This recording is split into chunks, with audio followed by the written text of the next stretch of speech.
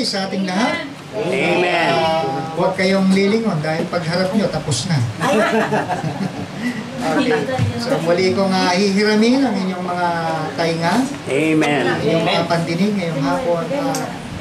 Nawa ay makapag-focus tayo sa ating ating MC sa may papangaral ngayon. Amen. So, at sa pangangaral ay may mga dalawang bagay dapat tayong malaman. Una ay ang kahandaan ng ating mga sarili sa pakikinig ng salita ng Diyos. Right. At higit sa lahat ay huwag nating hayaan na makagawa ang kaaway. Amen. No? Dahil ang kaaway, sabi ng kapatid, ay ito'y ang realidad ng kaaway ay totoo. No? So, hindi siya nagbibiro. At lahat ng bagay ay seryoso sa kanya para madisturbo ka lang. Right. So tayo pong lahat ay magsitayo at ating buksan ang ating mga Biblia in the book of Matthew, chapter number 9. Amen.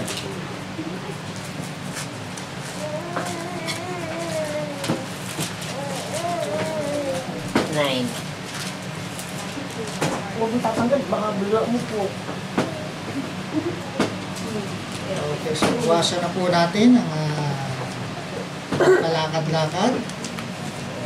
Sapagkat ito yung pinakamaselan. Pag sinabing maselan, ang Banal na Espiritu kasi very sensitive sa mga bagay na mga ginagawa natin, lalo na sa pakikinig at pag-aaral ng salita ng Diyos. In the book of Matthew, in chapter 9, verse 35,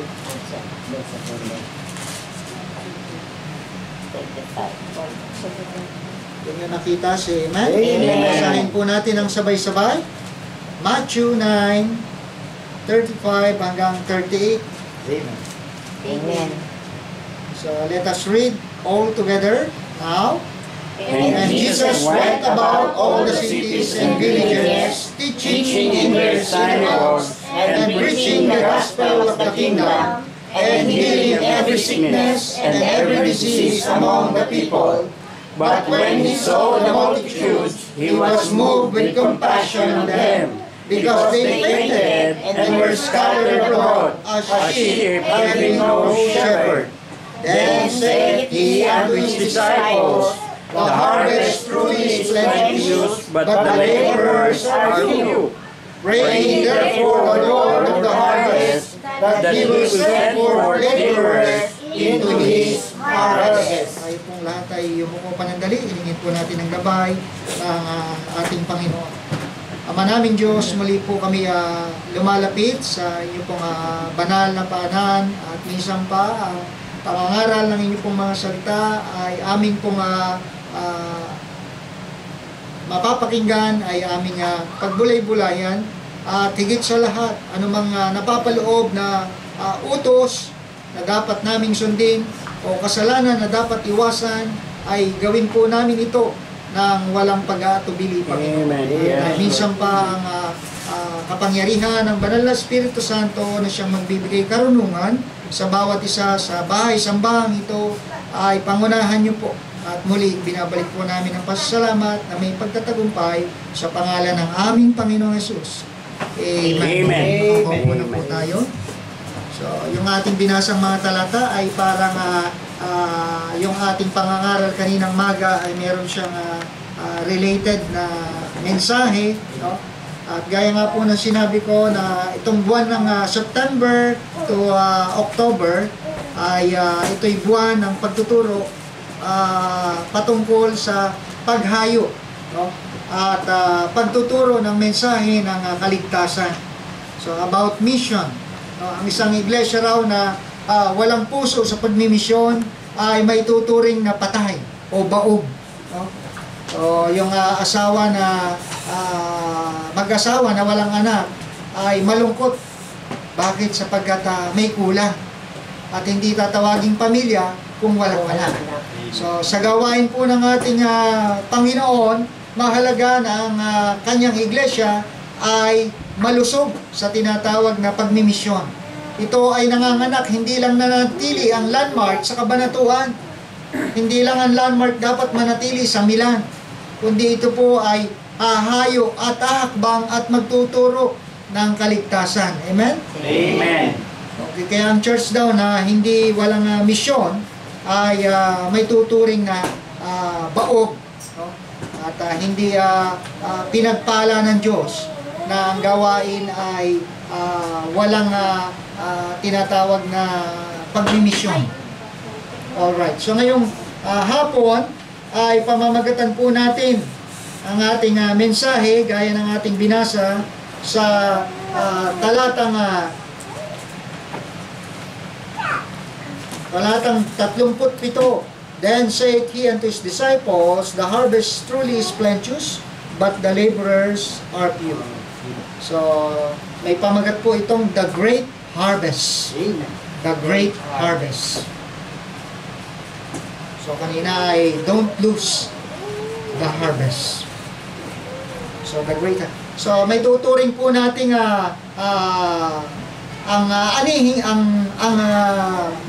bukiring ito na dapat anihin ay may malaking responsibilidad na dapat gawin. Yan ay walang iba kundi ang pag-aani. So, aanin mo ang isang bukid na malusog, no? At may mga mabubungang nakatanim dito kung wala namang aani ay walang silbi. Amen? Amen. So, dapat makita natin ang pangangailangan ng mga ani, mag-aani. No? Okay. So, unang-una makikita natin dyan sa verse number 35 na ang Panginoon ay hindi nanatili sa isang lugar. Tama ba? Right. At ang sabi diyan, and Jesus went about all the cities and villages. So, hindi siya nagpo-focus sa isang lugar. Bakit? Sapagkat ang gawain ng Panginoon ito ay malawak. Kasi kung sasabihin natin kabanatuan lang, doon na lang tayo.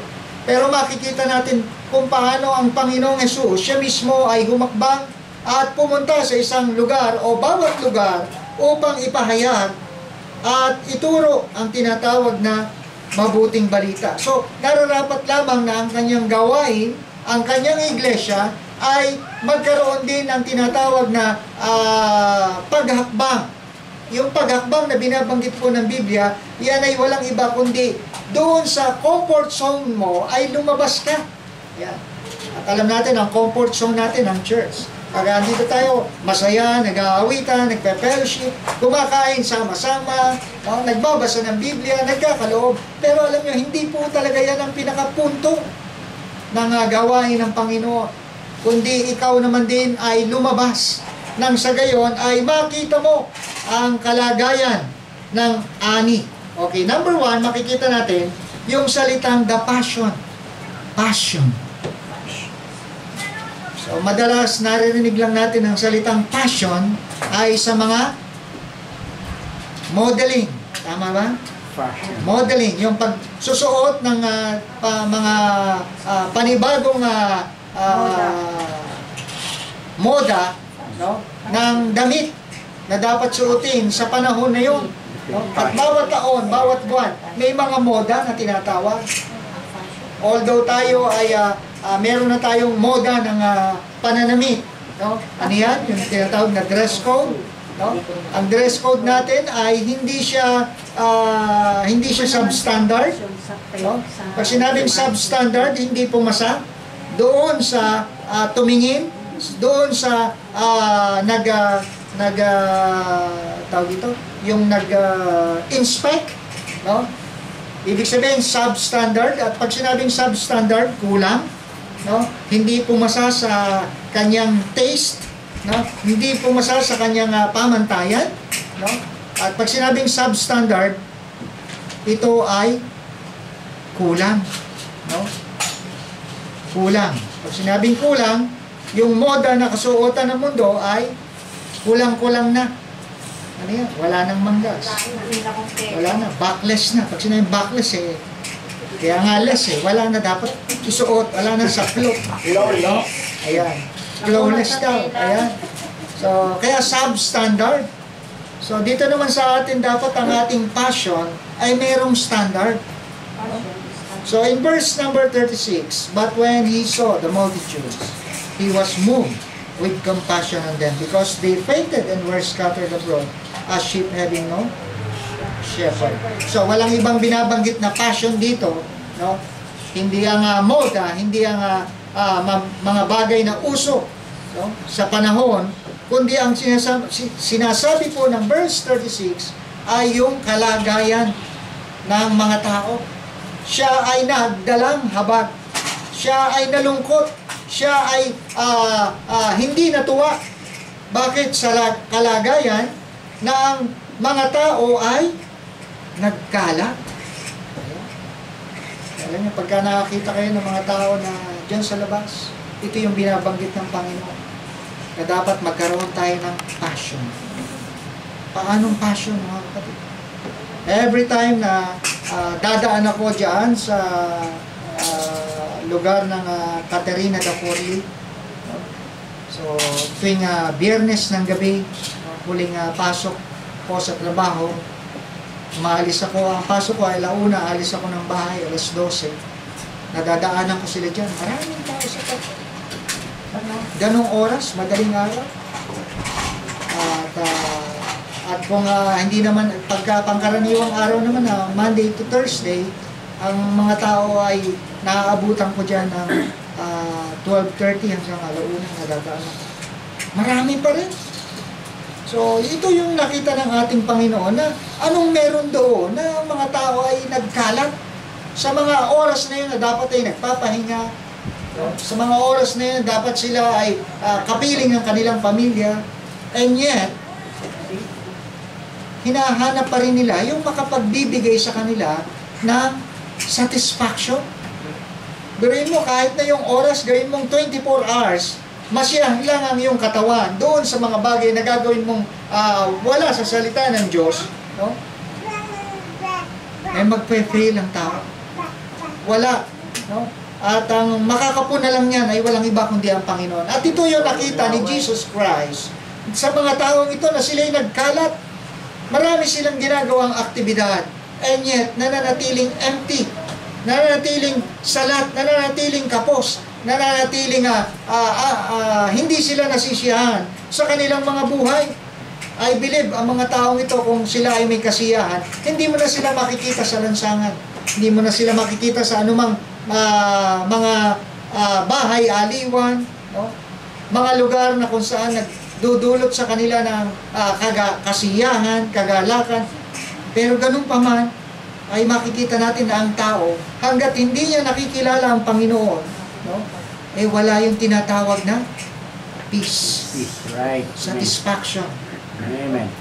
Kasi matatagpuan lamang yan, mga kapatid, walang iba kundi sa katauhan ng ating Panginoon Jesus. Amen.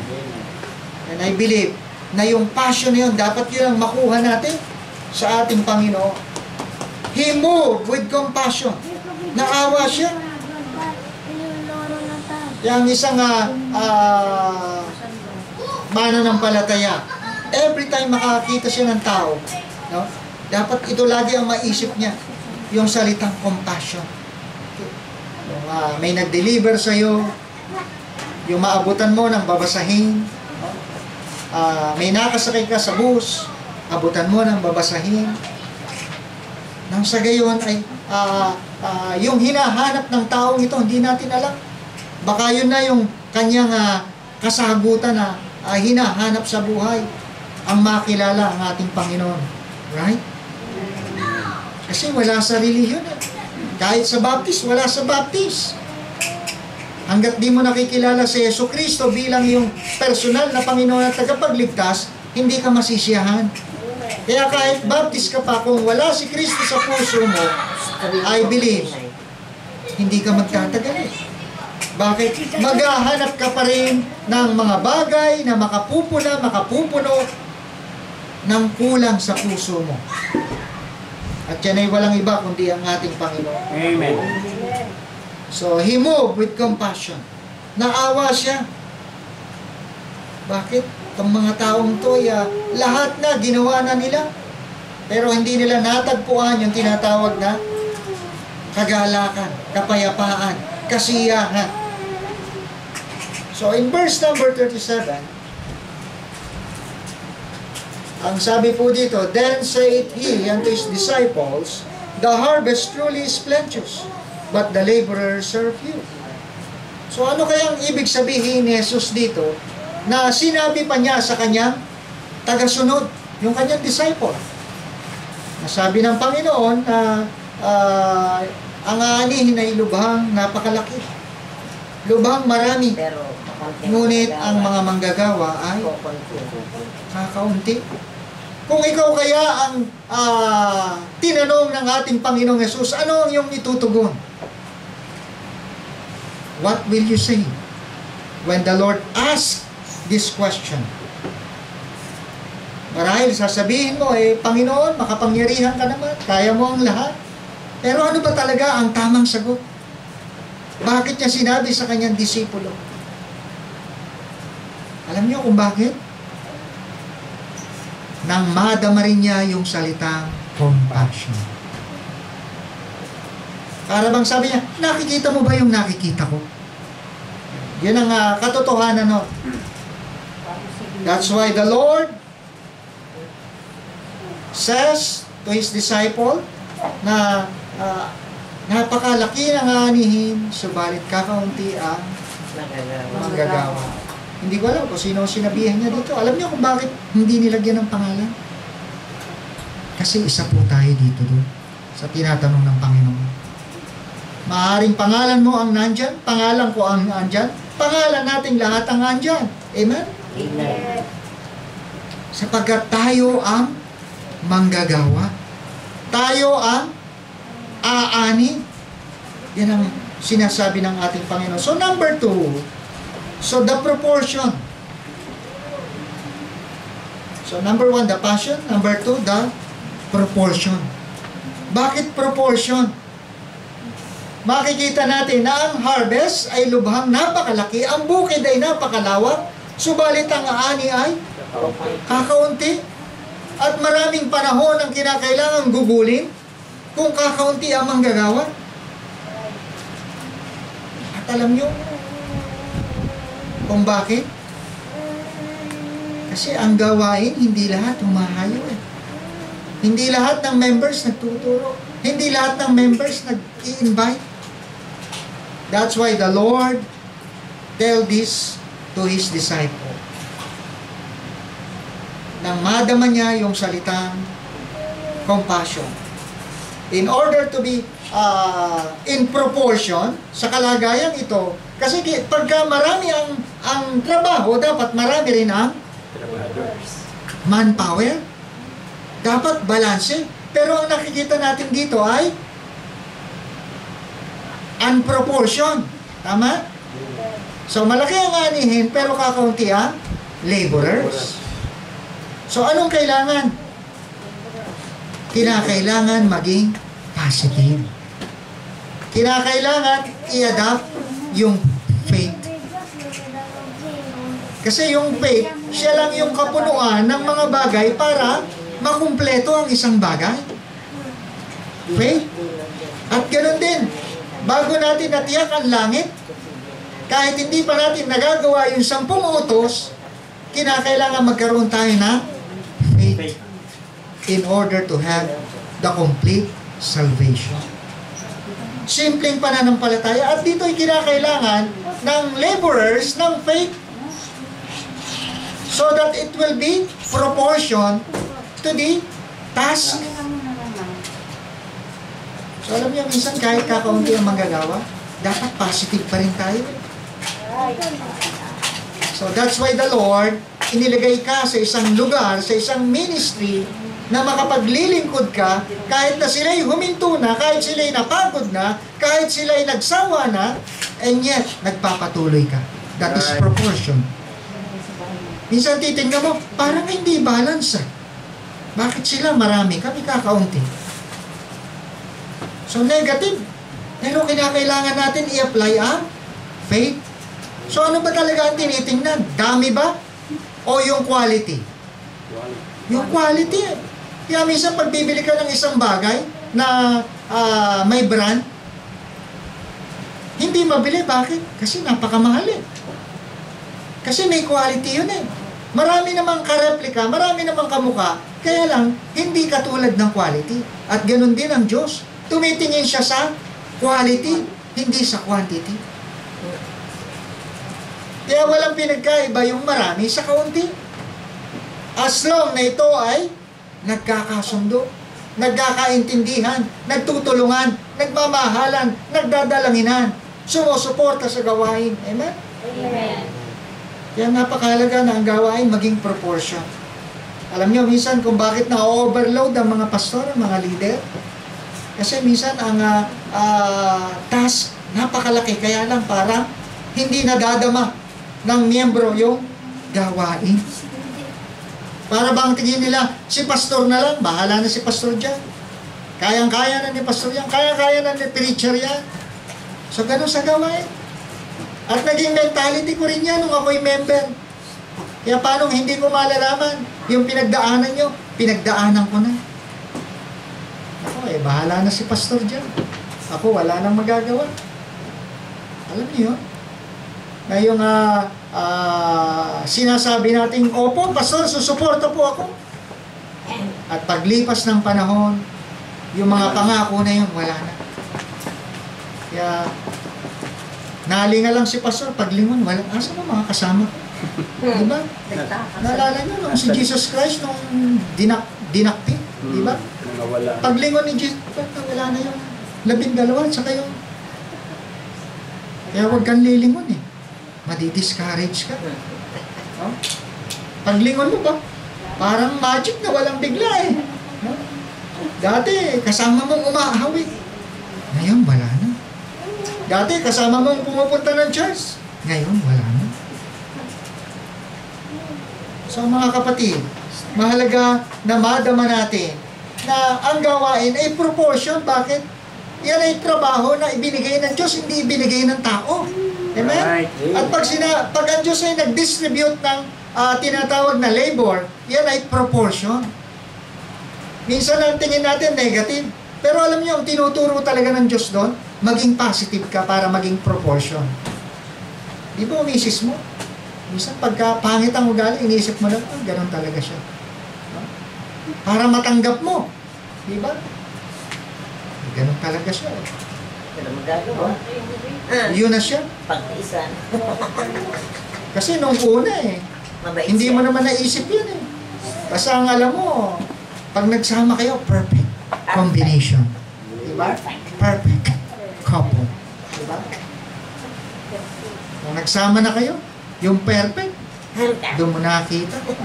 Naku, ganito pala ito kung alam ko lang. Diba? So ngayon pa, no? So tanggapin mo na ang katotohanan na nandyan ka na Amen? Wala nang solyan, pangatawanan mo na yan. No? No return, no exchange. No? Huwag mo na sabihin, ayan, may interest pa, binabalik ko na sa inyo. 10 na anak. No? Natatawa si Jacob. So, the proportion. Sabi ni Jake, bakit nga kaya? So, ang sabi ng ating Panginoon sa kanyang disipulo, na napakalaki ng harvest. Pero kakaunti naman ang manggagawa. Di ba parang negative, parang there's something na mayroong gustong ituro ang Panginoon sa kanyang disipulo dito. So, and yet, makikita natin na hindi nag-responde yung kanyang disipulo, tama? Right. Bakit? Nakikiramdam yan. Nakikiramdam ang disipulo. Bakit kaya akong sinasabihan ng Panginoon? Ang dami-dami namin. No? So, maaaring lilinga-linga to. Ako lang ba ang gumagawa? Marami naman kami So, yun po ang punto ng ating Panginoon. Marami tayo. Amen? Amen. At marami tayong magagawa kung tayo ay sama-sama, tayo ay tulong-tulong sa aanihin na dapat gapasin. Amen? Amen. Natutuwa tayo kanina, di ba? Na nung una parang tila bagang malabo na maibigay natin ang araw ng linggo. Lalo na may mga trabaho tayo dito sa Milan. Alam kong hindi madali, pero humakbang kayo sa pananampalataya. Amen? Amen. And yet, ang inyong paghakbang, nagbunga. Kaya may mga kapatiran, natutuwa po tayo na meron silang mga desire, meron silang mga prayer na dapat nilang i-exercise. Alam nyo, ang isang panalangin, hindi lang dapat manatiling panalangin. Right. Dapat ito ay iyong aksyonan. Humakbang ka. Kasi hindi mo makikita ang kapangyarihan ng Diyos pag hindi ka humakbang. Amen. Prayer still be a prayer. Pero a prayer with action, doon nakagagawa ang Panginoon. Paano kaya kung hindi nagkaroon ng desire ng kapatiran, kung pwede po sana, ang linggo, libre na. So yun halos karanasan namin mga tatay dito sa church. Wala kami inihiling sa Panginoon. Panginoon, gusto po namin magamit. Gusto namin masuportahan ang gawain na maibigay ang araw ng linggo. At ito na nga, di ba nakakatuwa na mabalitaan natin na hindi lang ibinigay ang linggo, mayroong pang bonus. Amen. Kaya pag ang Panginoon nagbigay, hindi, ibig sabihin ay higit pa doon sa ating hiningi. Kaya pagka nagbigay tayo sa Diyos, huwag kang manghinayang. No? Bakit? Kasi pag sinuklian ng Panginoon, sobra pa doon sa binigay mo. No, sabi ko nga, pag magbibigay ka sa Diyos, huwag yung bigay na parang mas kailangan mo pa yung ibinigay mo. No? Bakit? Kasi ang Diyos maalam sa lahat eh. Alam niya kung hanggang saan ka na lang. Alam niya hanggang saan na lang ang iyong PC. Alam niya hanggang saan na lang ang iyong budget. Alam lahat ng Panginoon niya. Right. Amen. Minsan ang ating mga may bahay, lalo na pag may mga billings, isa yan sa mga sakit ng ulo nila. So actually, hindi talaga billings ang problema. Hindi billings. Yung babayad Alam niyo sa kung bill. anong problema? Yung babayad. Walang matitira sa kanya. So sabi ko, matuwa na tayo. May pambayad pa tayo. Amen. So yun lagi mo titignan. Kasi pag tinignan mo, binayaran mo, malaki. Malaki talaga at walang matitira. Pero yung makita mo na nakabayad ka, ay isang pagpapala. Amen? Amen. Hindi ko nga alam paano kami nakakasurvive eh. So sabi ng tatay kanina, nag-share ng blessing. Parang ganun din kami eh. Hindi ka ba nagtataka na hanggang ngayon nakakabayad pa tayo? Nakapagpapatuloy tayo? Nakakakain pa tayo ng maayos Amen. sa pagkainan? Alam mo, sabi ng isang kapatiran doon sa church na balo, maraming anak. Sabi niya, alam mo, Preacher Manuel, mula nung namatay yung asawa ko, hindi pa namin naranasan na kami nagutom. Ilan ang anak nila? 5? 6? 5? Parang kilala nyo ah. Ganun ka tatindi, no? Wala pang pangalan, may pangalan na sa kanila.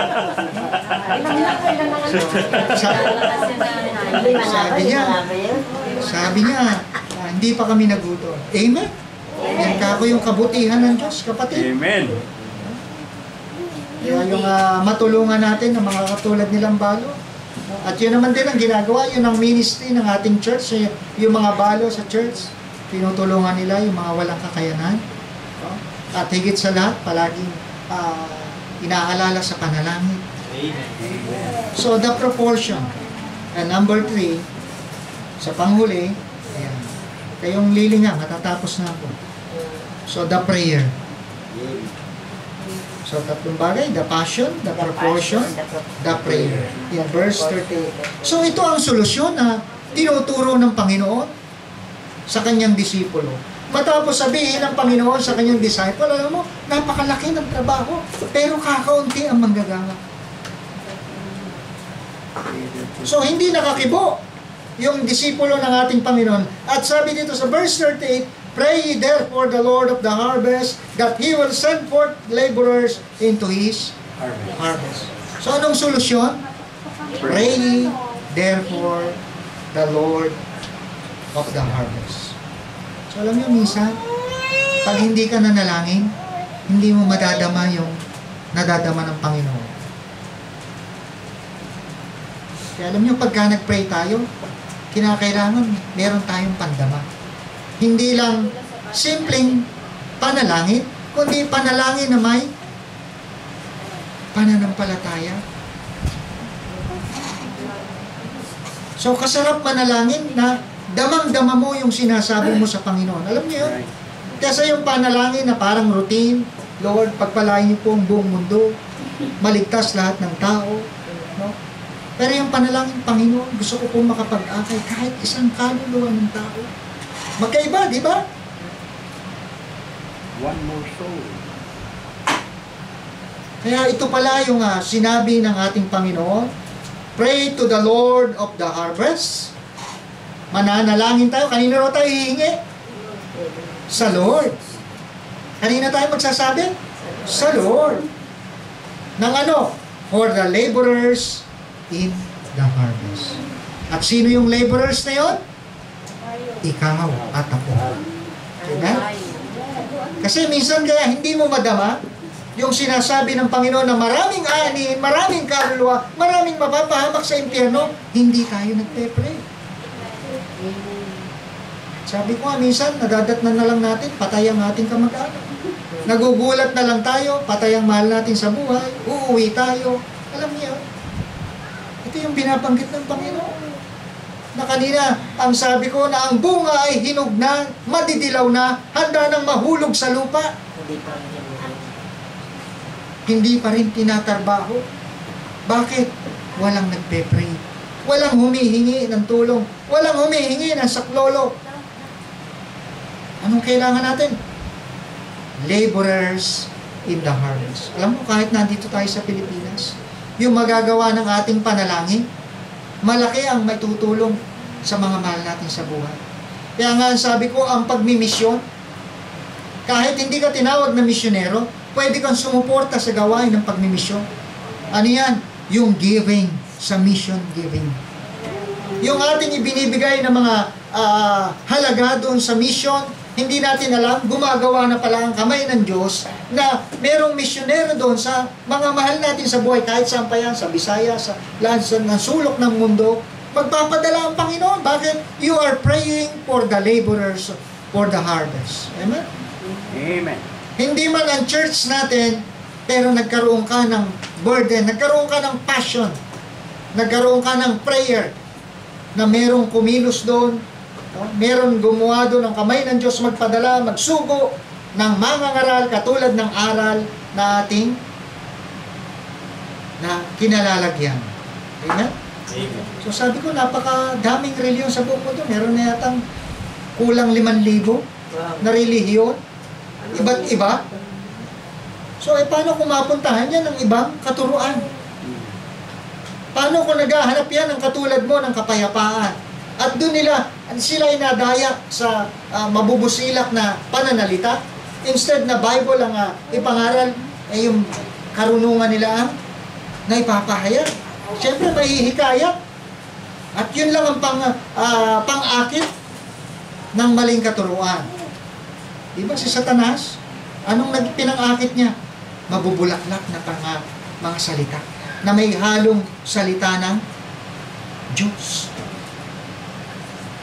Kaya nga sa dinami-dami ng baptist, nagpapasalamat ako. May nagturo sa akin na baptist. Sa dinami-dami ng reliyon, na pwede naman ako mapunta. Pero sa baptist ako napunta. Purihin ang Panginoon. Amen. Bakit? Kasi baptist naman talaga ang sinugo ng Panginoon na mangangaral eh. Hindi siya ang tagapagligtas. Kaya sabi ko, kahit maging baptist ka, choir ka pa, nagbibigay ka dyan na bautismohan ka, pero kung hindi ka ligtas, hindi ka kayang dalhin ng baptist sa langit, sa impyerno ka pa rin. Bakit? Sapagkat ang tagapagligtas na ipinangangaral ng baptist, walang iba kundi si Jesu Cristo. So, the prayer. So, ang itinuturo ng Panginoon dito sa harvest, no, na magpadala siya, tinuturuan niya ang kanyang mga disipulo. Tinuturuan niya ang kanyang mga taga-sunod.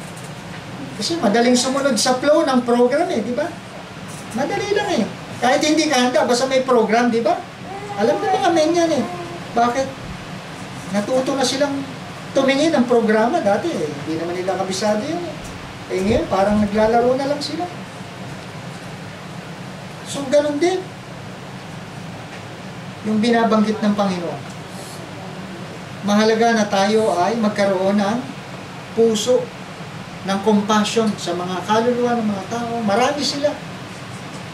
And yet, kung maraming pinapanganak, marami rin namamatay. At ayaw natin na datna ng ating mga mahal sa buhay na mamatay na hindi nakatanggap ng regalo na buhay na walang hanggan. Kaya alam niyo, ako'y nananalangin doon sa ating prayer request. Kanina yung binigay sa aking program ni Brother Oscar, nakita ko lahat ng mga prayer request doon. Bawat isa sa inyo. Talagang sinulatan ko yung aking prayer request doon. Sulat kamay, bagaman yun ay nakaprint na. Napakisama ang aking tito. Alam niyo, nagkausap kami. Yung kapatid ng aking mother. Karamihan kasi sa aking mother side, puro mahihirap. Siyempre, Bisaya, puro agriculture dyan kwan pa, lugar na bundok pa. No? At ang sa father side ko naman, hindi mo sasabing mayaman, kundi talagang mayaman at bilyonaryo pa ang ilan. Sila ang tumulong sa amin nung nawala ang aking ama, tumayo na parang tatay na nagpuna ng aming pangangailangan sa pag-aaral. Hanggang ngayon, buhay pa. At yung father ko kasi ang panganay, at sila nakapagtapos ng kanilang mga kurso, huminto ang aking ama para sila matulungan yung parents nila na sila magtapos. Kaya ganoon na lang ang kanilang pagtulong.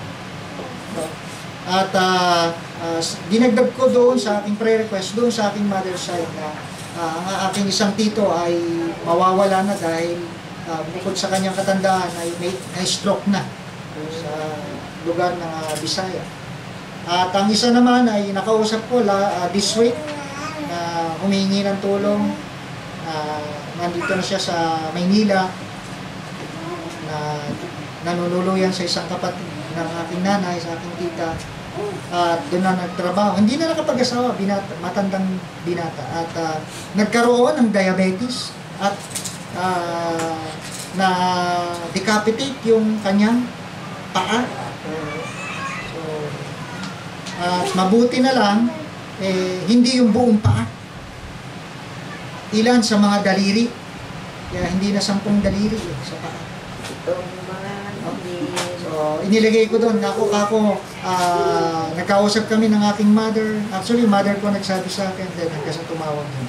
At ang sabi ko sa aking nanay, since kayo naman ay ang kasama nyo na lang dyan ay yung aking kapatid. Nag-isa na lang kapatid dahil namatay ng bunso. Ay kung gagaling yan, ay mas bala ko sana na doon na lang ako sa bahay para kasama ng aking nanay. Since siya naman ay binata, magkasama sila magkapatid. At yung kasi ang bunso sa magkakapatid at doon na lang maghanap buhay. At sa lugar naman ng Cabanatuan, alam niyo naman hanap buhay doon.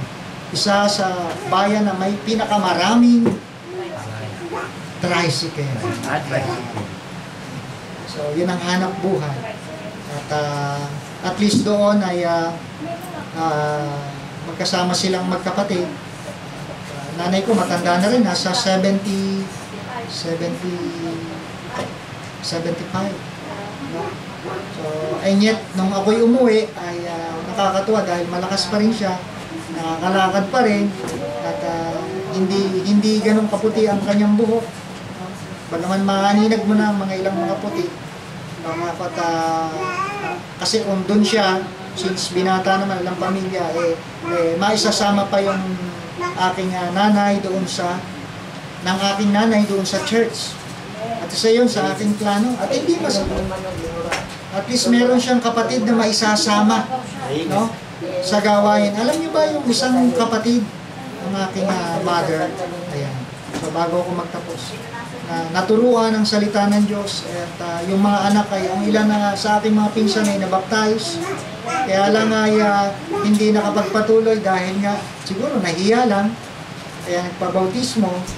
Dahil linggo-linggo pumunta kami church, siyempre maobliga ka siya na sumama sa amin. Sa madaling sabi, nawala sa church at pinagbawalan ng kanyang nanay, kapatid ng aking mother. Sabi, ano pa yan? Sa demonyo ang turo na yan. No? Nakakalungkot. At lumipas ang ilang taon kasi nanay ko kasi yung panganay yung babae, bunso naman yung lalaking na decapitated daliri. Na ngayon ay nagkaroon siya ng sa memorya. Hindi na siya nakakakilala minsan. Dementia.